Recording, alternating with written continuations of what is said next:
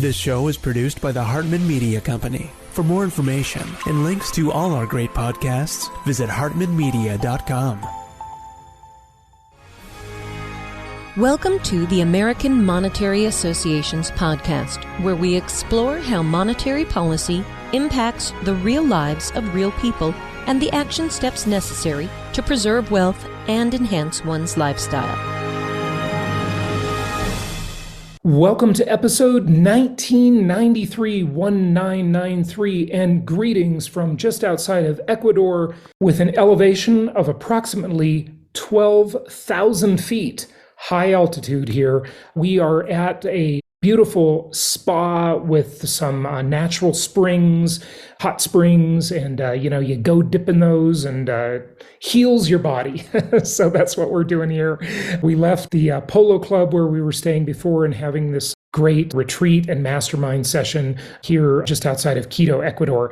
Anyway, we've got a great show for you today. Our guest is the author of The Tower of Basel, as in Basel, Switzerland, not the Tower of Babel, the biblical reference. And it's about the shadowy history of the secret bank that runs the world. And hey, banking is certainly a topic that should be on all of our minds, as we have now had another bank failure. First Republic Bank just acquired, the assets acquired by JP Morgan Chase. So all of those accounts will be changing over. What a big hassle. Folks, I tell you, so many people are viewing these bank failures incorrectly. They are viewing them as though it is the end of the world. And as opportunistic investors, we should be viewing this as another sign of massive inflationary pressure in the system. So I believe the numbers are something like, and we'll go into this deeper on a future episode, but something like $19 trillion on deposit, of which only 10 trillion of those, I believe, are insured. Don't quote me on that. I'm not looking at it. I've been reading a bunch of newsletters and so forth. There's a lot of uninsured deposits out there in the system, right? And Janet Yellen has basically stated that we're going to bail out and rescue whoever we want, based on the too big to fail concept, but really based on the political friends concept, right? That's the way our world works. It's all cronyism. It's all absolutely appalling, but it is what it is. And we have what we have. And this is just another sign of more and more inflation to come. So as opportunistic real estate investors, as people taking advantage of my trademark strategy, inflation-induced debt destruction, we should really be taking advantage of this opportunity. And interestingly, there can be sectors of the economy affected in one way, while other sectors are affected very differently, and namely real estate. So the JP Morgan Chase thing, that is on the First Republic site as of literally 5 minutes ago. I just took the screenshot for you. There were a lot of writers over the weekend and just this morning putting out newsletters saying they weren't sure what was going to happen, but it looks like this is what happened. Okay, so we will see what happens there. But inventory in housing, let's just talk about this, remains very, very low. And remember, when we talk about inventory, of course, we need to separate it into two major parts: new home inventory and resale or existing home inventory, and how that plays out. This article was really interesting. This is by Logan. He's been on the show a couple of times. He writes for Housing Wire as their chief economist. He says, low inventory is not fake news. Why are the home builder stocks up? Yeah, up so much, right? Home builder stocks not suffering anywhere near the way some people thought and predicted they would. Didn't they know that new home sales apocalypse is here? The article says, the one that says we have too much inventory and millions of vacant homes in the US, according to this theory, and it is just a theory, we have more homes under construction than at any time in history. The truth is, it's not 2008 all over again. I understand the lure of the housing 2008 story, Logan goes on to say. However, people who say low inventory is fake news don't realize that the housing credit channels are very different from 2008. Now, we've talked about this extensively, folks. You know, the market is completely different than the 2008 scenario, where all kinds of liar's loans were being given out, where the mortgage lending standards were insanely liberal. We have nothing like that now. We've had nothing like that the past 14 years, or 15 years, I should say. It's just a completely different thing. So check out this chart if you're watching on video. If not, I'll of course explain it to you. And it shows the number of active listings since 1982. I like this chart because it goes back really far, way back to 1982. And you can see that our inventory now is lower than it's ever been, almost, okay? Because it was slightly lower during the COVID era, of course, where we saw it get even lower than it is now. But inventory now, extremely low. You can see that in 2008, I mean, it was like orders of magnitude higher than it is today. And even in 2000, when inventory got very, very low, and in about, I guess that would be about 1994, inventory also got very, very low. It's lower than any of those times, except for that little blip during the COVID era where it got even lower than it is today. But inventory is still extremely low. Remember, in terms of active listings, only about 400,000 homes for sale in the country. We need triple that. We need triple that just to be at the normal mark. But again, always segment new homes to resale homes. The statistics I just shared are MLS statistics from the multiple listing service. Now, the other thing, of course, that we've talked about many times over many years on the show is simply demographics. And I love studying demographics because demographics really show you the destiny. They show you the future. There is just no question that based on approximate ages of people moving through the population pyramid, they will act and spend certain ways at certain periods in their life. Now, it does get skewed a little bit. Certainly, it's been skewed with the millennial generation who has postponed marriage, postponed household formation. Y'all maybe saw the Failure to Launch movie, that comedy movie, and that is certainly true. But at some point, the dam breaks. And this shadow inventory, even of the millennial group, so many of them delaying things and sort of moving into that phase much more slowly, they even are still moving into it. It cannot wait forever. So the launch will happen. It might be a failure to launch for a while. They might postpone things. They might launch later, but they're still launching, okay? And you just look at the demographics coming at the housing market, and you look at this very low affordability that we have, putting upward pressure on rents. I mean, you know, there's a lot to take advantage of. And not the least of which, let's just talk before we get to our guest today, just for a moment about inflation-induced debt destruction again, because with an offer like our 100% financing offer, that you can only do 5 homes on this, and the lender is overwhelmed, but get in touch with us through jasonhartman.com if you're interested in this product. It is a very unique, very special product, and you have to qualify for it. I mean, you got to jump through all the hoops, folks. This is not some easy loan to get. It is a fully underwritten loan product, but it is unique because think about it.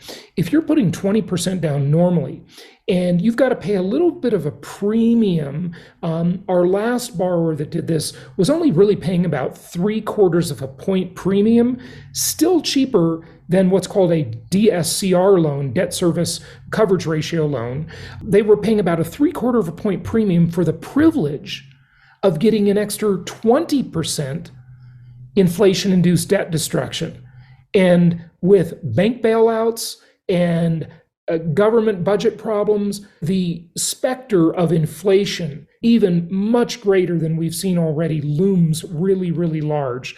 So don't be fooled. I mean, people, the investors that take advantage of this are going to win the game, as they always have. And just a comment about some of these naysayers out there, you know, it seems like every time I do an interview on YouTube, I get trolled by these idiots, these absolute idiots who are just jealous people who missed out on the housing boom. They were the same people telling me in 2012, 11 years ago, they were telling me, oh, the market's going to crash. We're just coming out of this terrible recessionary time and things have come back. And how far can it go? It's going to crash. There's going to be a real estate crash. That's 2012. I was hearing that. Okay. And by the way, I was predicting the real estate crash in 2005 that happened just a couple years later, whether you think it's 2007 or 2008. I really saw that by spring of 2006, the real estate market had crashed. And I was predicting that. All you need to do is go back and listen to my old episodes. You can hear exactly what I was saying at that time. Okay, I predicted that because I knew all of these adjustable rate loans with these low teaser rates would start adjusting. And I knew there was a mortgage meltdown on the horizon. I got into vociferous arguments, especially with realtors who said, no, you're wrong. The market is going to continue forever. It's going to go forever. So I was the pessimist then, right? And lately, I've been the optimist because we have this very low inventory. We have 25% of the people in the country with mortgages have mortgages at or below 3%. We have 65% of the country with mortgages at or below 4%. And we have over 40% of the country with no mortgage at all. Where's the distress? The foreclosure rate is half of what it normally is. So it's just unbelievable, the clickbait and the stuff these people fall for. But they're just jealous that they missed out on the boom, right? They were telling me 2 years ago. They were telling me 5 years ago. They were telling me 10, 11 years ago that the market's going to crash. Jason, you're crazy. I look at demographics. I look at housing supply, and that's why I know better. And because you listen to this show, you know better. I'm not saying there won't be little ups and downs in the market. Of course there will. There's ups and downs always in any market. And even if the real estate market doesn't fare as well as we might think, compared to what?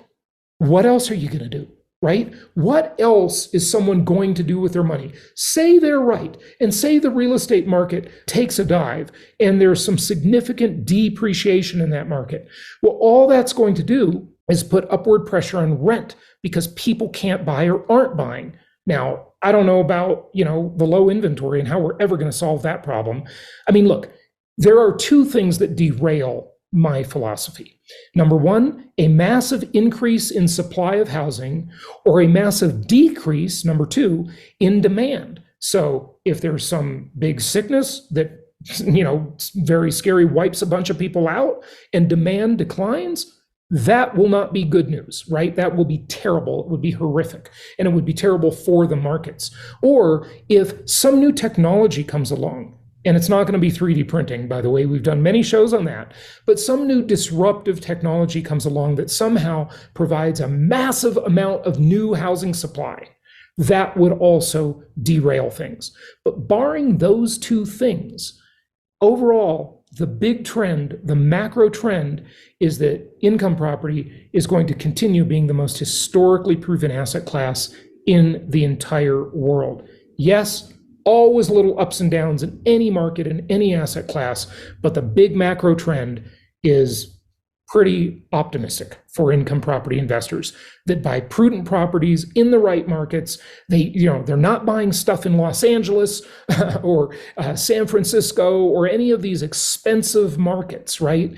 They use the Hartman Risk Evaluator to protect themselves from downside risk by understanding the LTI ratio. That is the land to improvement ratio, and how that benefits the protection of downside risk when it comes to income properties. So all of this on many prior episodes, you can listen to those at any time. They're all out there for you. So I really encourage you, always listen to our Flashback Friday episodes, because you'll see what we were thinking many, many years ago, and how a lot of those things, actually most of those things, except interest rate predictions, they pretty much all came true. I mean, the track record is just I don't know how you argue with it, but people will continue, mostly out of their jealousy and envy because they are disappointed with themselves because they did not take action and buy prudent properties in prudent markets that made sense from day one. And it's just the way the world is, folks. So we'll leave it at that. Okay. Oh, a couple housekeeping announcements before we get to our guest, actually. I'm here in Ecuador, and I look forward to joining all of our pro members and our mentoring members. Remember, we have a new schedule for the first week of the month for our mentoring members. Same schedule for our pro members as always. We always see you the first Tuesday of every month on Zoom, and we look forward to seeing you. That's tomorrow because it's Monday today.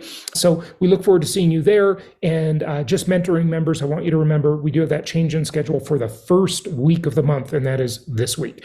All right, we will see you tomorrow night and on the next episode. And let's get to the interview with our guest and talk about the Tower of Basel and the bank that controls the world. Here we go.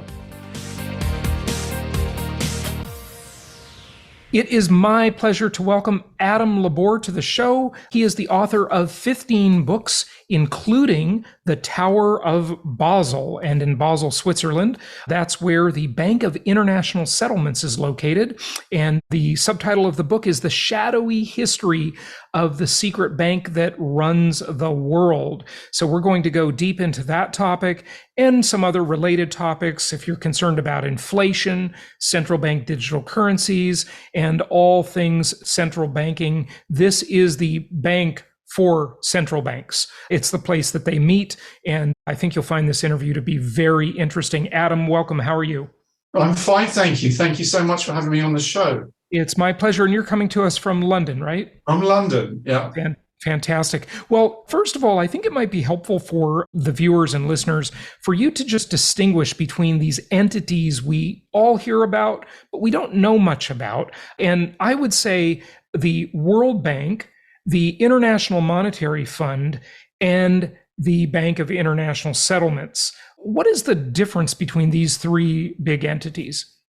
The Bank of International Settlements is the bank for central banks. It's where some central banks do their banking. It's also a place where central bankers meet to talk about monetary policy. That means the control of the money supply.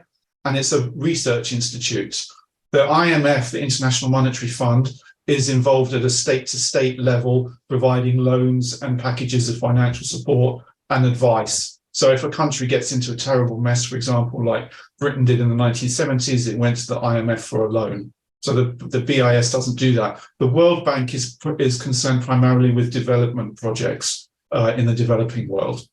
Excellent. Okay, so now we understand those differences. And I mean, do all central bankers from every country participate in the Bank of International Settlements? Or, for example, our central bank in the United States, the Federal Reserve, does it do things on its own, or does it do them in coordination, or at least meeting with and banking with the BIS? So the Fed is obviously a key member. Its governor, the governor of the Fed, attends the meetings of the bank of the BIS governors' meetings, as does the Bank of England, the French National Bank, the Bundesbank. All the major players go to these meetings every other month and talk about monetary policy. Mm-hmm. So that's what I was saying. Monetary policy is to do with money supply and interest rates, as opposed to fiscal policy, which is to do with tax. Taxing and spending. Yeah. Taxing and spending, yeah. So central banks, they're obviously working with their treasuries and their finance ministries, but they're not deciding tax policy. They're deciding interest rates and money supply policy. Right, absolutely. So the subtitle of your book is about the shadowy history of this secret bank that runs the world. Expand on that idea, if you would. Yes, so the BIS was founded in 1930. It has an absolutely fascinating history. It was founded to channel German reparations payments from the First World War. After the First World War, Germany had to pay reparations for that. And so they needed a financial instrument or institution to do that.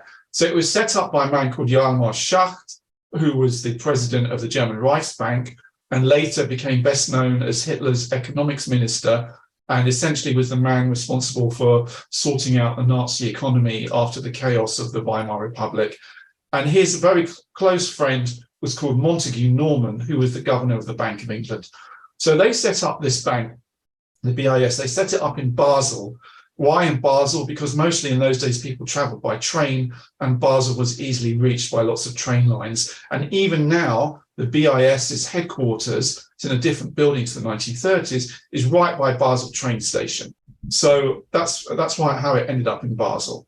Mm-hmm. And then one of the fascinating things about the BIS is that it's set up as it's set up by international treaty. So although it's functions as a bank and a meeting place and a research institute, it has the same protections as indeed do the IMF and the World Bank, diplomatic level protections. So Swiss law doesn't really apply. That Swiss police can't enter the BIS without permission. Its high level functionaries have diplomatic level of protection. Its assets can never be seized by the Swiss, in the unlikely event it went bust and or owed creditors something. It's kind of extraterritorial. So it's very, very interesting institution. Mm-hmm. Yeah. And you're in favor of the BIS being here as part of the system, but you are critical of it for certain things, right? Yes, I think it's good that the BIS exists because we need it. We need a place where central bankers can go and meet. That's good that, especially in a globalized economy now where what happens in one country instantly rebounds in another country. We've seen with Credit Suisse and, the SVB Bank in America that went bust, it bang, instant rebound around the global financial system. So we need that. But my critique is that we should know much more about what happens in these meetings of central bankers, because central bankers are public servants. We pay their salary and they're taking decisions that are crucial to us. How much are our savings going to earn? What's our mortgage rate going to be? All this stuff is taken by central bankers. And if, I'm a reporter and I just instinctively feel when powerful people meet in secret meetings and we don't know what they're talking about, we need to know. The Fed publishes the minutes of its monetary policy committee meetings. So does the Bank of England. So, why can't we know more about what the BIS does and what's going on in those So meetings? They don't publish minutes then? They don't publish minutes, no. They say the meetings are confidential. Yeah, it's interesting because nobody really in the US would believe that the Fed is transparent. So, and they publish minutes. So this is one step, more secretive than our Federal Reserve, which is pretty secretive in many ways. People are very critical of the Fed, as I think they should be. What the BIS says, I'll just give them, they're not here, so let's give them their chance to respond. What they say is that the bankers need to be able to discuss things in confidential surroundings so they can speak confidently. Now, I understand that. I wouldn't say that we need to know that the Bank of France president said this and argued for that, and the Bank of England said no, how about that? But what we can know is who was there, how long did the meeting go on, what were the broad themes of the meeting, what was the consensus, So there's a halfway house here. Yeah.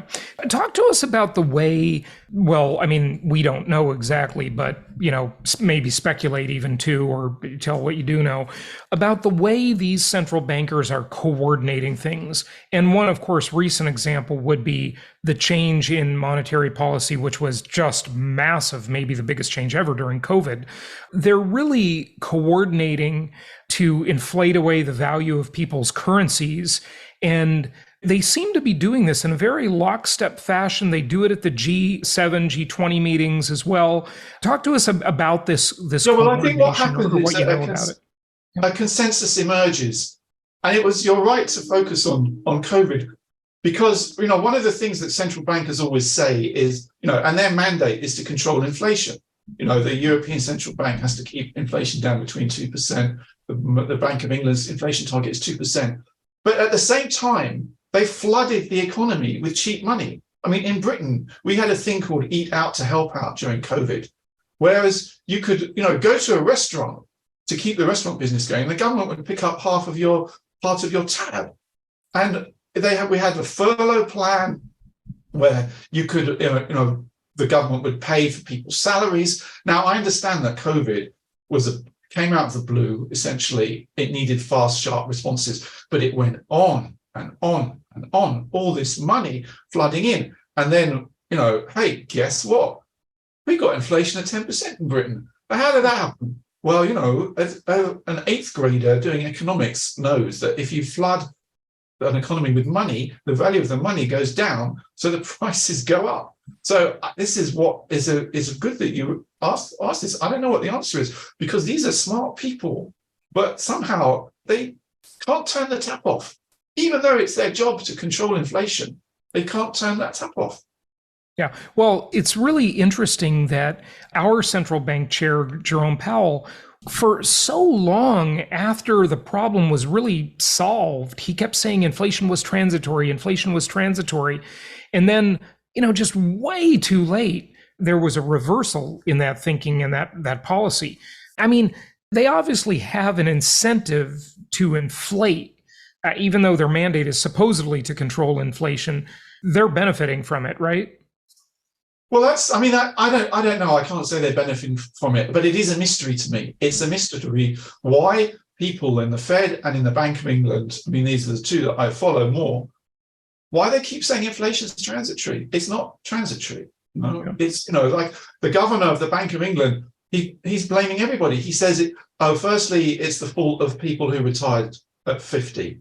So, that's it. How is it their fault? Why don't you? Well, I don't know. Maybe because they retire, so they spend too much money they put too much money into the economy, or I don't know. But that's what he said. It's too many people are retiring too early. Then he said that people shouldn't ask for pay rises. It's always everyone else's fault, And look, like I say, the pandemic was, what Nassim Taleb calls a black swan events. But okay, even so, you can work out different options for dealing with it. And, maybe at the start, you pour some money into the economy because you've got to keep things going and you've got to stop people panicking.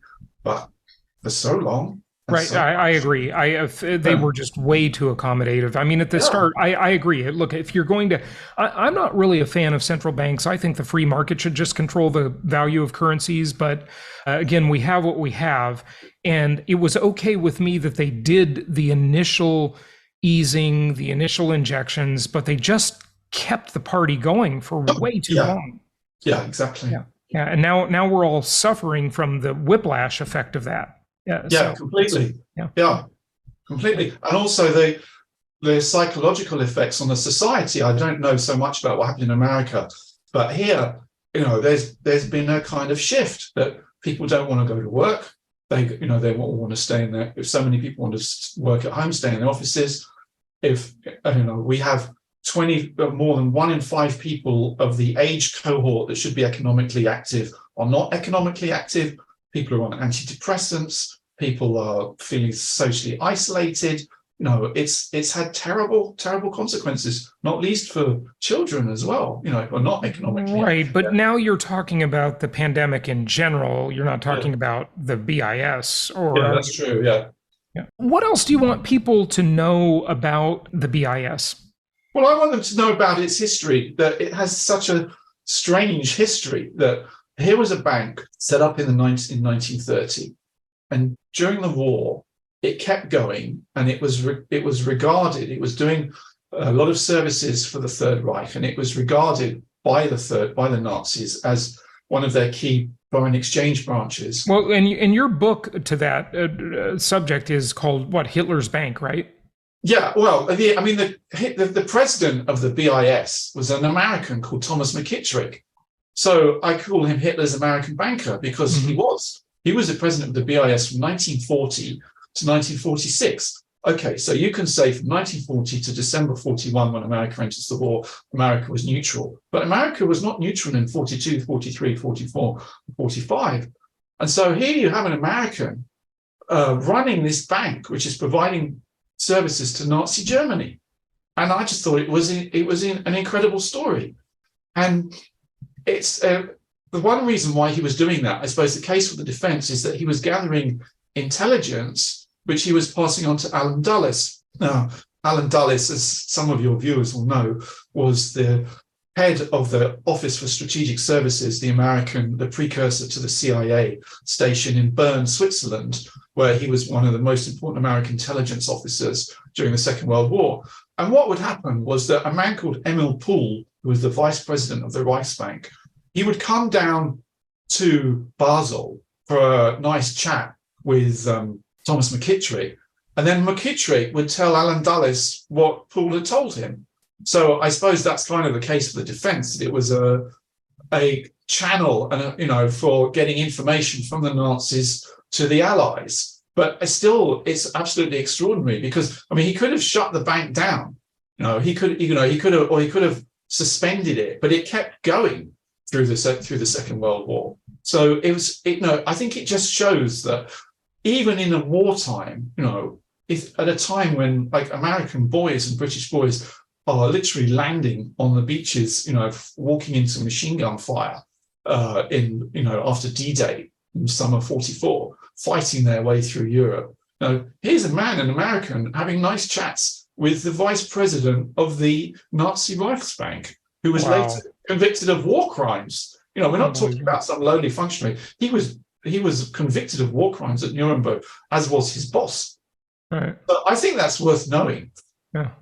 Yeah, it's amazing. I mean, this is why they call them banksters. Yeah. Yeah, I mean, because they're financing drug dealers, arms dealers, bad characters everywhere. They can make money. Well, I think what it taught me, also what I learned from writing Hitler's Secret Bankers, is that just money always finds a way. You think two countries are at war, but money finds a way. What does that mean? Expand on that. Money finds a way. Well, that's what this is. The BIS is a perfect example of that. This institution is run by an American. One of the other senior officials was a man called Paul Hechler. So his correspondents used to sign it Heil Hitler, and it was kept going because in Britain, people were saying, "Oh, well, hold on a minute. Why is this bank still existing? It was set up by Montague Norman, the head of the Bank of England." And people in Britain and the Treasury officials were saying, "Well, actually, we need it. We need it. And why do we need it? We need it for post-war because this war will end, and sooner or later we'll have to do business with Germany again." I saw something similar on a much, much smaller scale when I was a reporter in the 1990s covering the Yugoslav wars. A lot of those wars were supposedly about ethnic identity, Serbs, Croats, and Bosnians, but a lot of them were about looting and black markets, trading in petrol and stolen cigarettes and things. There's a nexus between crime and war, always. Sure. So, but during the Second World War, it was at government level. Yeah. Very good. Are there any more modern scandals like that that you have to share? Will we just not know about them for decades? Well, you mean to do with the BIS? Yeah. Yeah, I know. I don't know of any other. I mean, that's to me, that's the scandal. Now, I must give them credit. They're completely open about this. They don't hide it. When I went there, when I wrote my book, they operate under the 30-year rule, which is all documents up to 30 years old you can see. They gave me everything I asked for, and I have no reason to believe they held anything back. The historian was very helpful to me. Everything was there. Everything was open. Yeah. And I should also say they have changed a bit in the last 10 years since I wrote my book. When I wrote my book, I asked them, obviously for a serious interview with one of the officials, high-ranking officials. They gave me an email interview with a mid-ranking official. That was it. Yeah. But now, if you go to the BIS, they've got a YouTube channel, and they have a young woman doing a 5-minute intro. I watched one of those videos. Yeah, it just seems like PR video, though. It's but you get in the building, you see what the building. It's better than nothing. It's the door. You go through the door. Yeah. So it's changing a bit. It is, because also the world is changing. Yeah, they have to. The idea of being so unaccountable and so opaque, it's not like that anymore. Yeah. So what is the connection between the BIS and, they were trying to shut it down after World War II because of the Nazi connection. And how did it pave the way to the euro? Yes, obviously, after the Second World War, especially in America, there was a lot of anger. How come this American banker, Thomas McKittrick's, been so helpful to the Nazis? So in the US Treasury Department, Harry Dexter White and Henry Morgenthau, who was the Treasury Secretary and his key aide, they wanted to push for the bank to be shut down. And some people were even calling for McKittrick to be prosecuted, as a war criminal or for being on the side of the Germans. But that didn't happen. The BIS had some powerful allies, including, for example, Alan Dulles, who we talked about. So it reinvented itself. It stayed in business. Plus, also, it was a functioning bank, and it was a bank for quite a few countries, with shareholders from important countries. So I suppose it would have been tricky to shut it down. But anyway, it's always been very nimble. So it reinvented itself as the place where a lot of the preparatory work was done for the euro.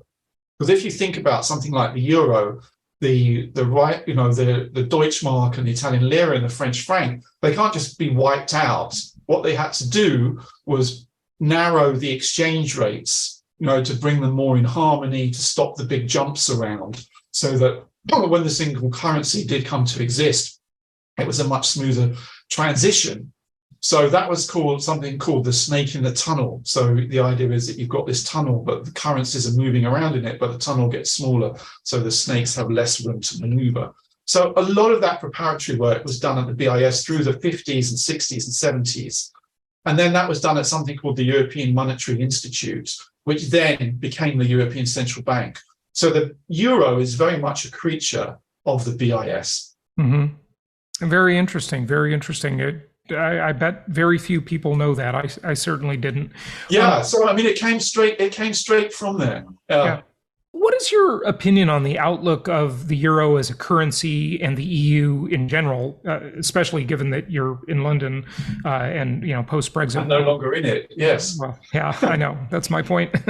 Yeah. Well, I think two things. I think that the EU as a currency is here to stay. It's not going anywhere.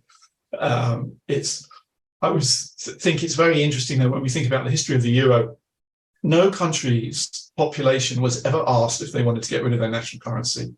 It was just done. Mm-hmm. It was just removed. Personally, I'm not in favor of transnational currencies. I believe in sovereign nation states that control their own currencies, even if, yes, sometimes there are big exchange differences, and it can make things more difficult for importers and exporters. I understand that. I'm not running an import-export business, but I think if you're going to do that, you've got to take the people with you. It's not right to just wipe out national currencies and not consult people with referendums as to what it means for their money. Where there was no consultation on this; it was just done. So I think, though, that obviously the euro is here to stay. It's the unit of a very important part of the world. It's covering. I'm assuming, since you believe the euro will stick around, then of course the EU will too, right? Yeah, absolutely. The EU will stick around. The question for the EU is how much farther down the federalist path it will go. Because the huge contradiction about the euro is this. You have all the Eurozone members with the same currency, but the currency, so their money supply is controlled by the European Central Bank. And okay, their central banks have a vote on that, but they're not autonomous in their money supply anymore. And there's a massive disconnect, as even the people at the BIS who made the euro admitted, it's going to be very problematic to have a currency that's got one central bank controlling the money supply, but different fiscal, tax and spend policies. And that disconnect is very problematic, because that's one reason why Greece got in such a mess. Greece was brought into the euro before, arguably, it was ready. But, the countries are kind of semi-independent or semi-autonomous, but at the same time, no one, I think, is going to argue that there's be a central European tax fiscal policy. It's because that's the economic logic of a central one unit currency, is that there's a central fiscal policy too. But no one is going to argue for that, to say, in France and Germany or Italy, we're no longer going to have the power to decide what our taxes are. I just think Britain had the greatest escape to, because there was some time here when there was a lot of talk about joining the euro, and I'm so happy that we did not do that. That would have been much harder to disengage from that. Yeah, I mean, we wouldn't have been able to. But that as EU membership aside, I think the idea that your monetary policy is controlled, you lose control of it. That's why I was always puzzled by lots of Scottish people when they say they want Scottish independence. They say we're going to join the euro. So do you understand what that means? Because you'll have even less control over your money supply than you do, being part of Britain. At least in Britain, you're part of the state. Right. And what just seems incredibly difficult to me is the fact that you can have countries with such different levels of productivity in their economy joined together. I mean, Germany and Greece, or Germany and Spain. Like how can those two coexist? But well, that's it. That's the great contradiction, isn't it? And it's strong enough and it's durable enough that it can absorb that the buffer exists. But in the long term, I don't know if in 20 years what it will be. Nobody knows. I mean, if you ask economists about the future of the euro in 20 years' time, I'm sure some will say it won't exist. Some will say it'll be even stronger. Some will say we'll have, brought in another 27 countries. Who knows? It's not possible to say. But yeah, that is the fundamental disconnect. And the problem is that you've got unitary monetary policy and disparate national fiscal policies. Well, Adam, this has been a very interesting discussion. The book is available, as well as your other 14 books in all the usual places. Do you want to give out a website or anything? Yes, you can go to my website. It's my name, www.adamlebor.com. And you can follow me on Twitter at Adam LeBor. Excellent. Adam, thank you for joining us. Thank you. Thank you so much for listening. Please be sure to subscribe so that you don't miss any episodes. Be sure to check out the show's specific website and our general website, hartmanmedia.com, for appropriate disclaimers and terms of service. Remember that guest opinions are their own, and if you require specific legal or tax advice or advice in any other specialized area, please consult an appropriate professional. And we also very much appreciate you reviewing the show. Please go to iTunes or Stitcher Radio or whatever platform you're using and write a review for the show. We would very much appreciate that. And be sure to make it official and subscribe so you do not miss any episodes. We look forward to seeing you on the next episode.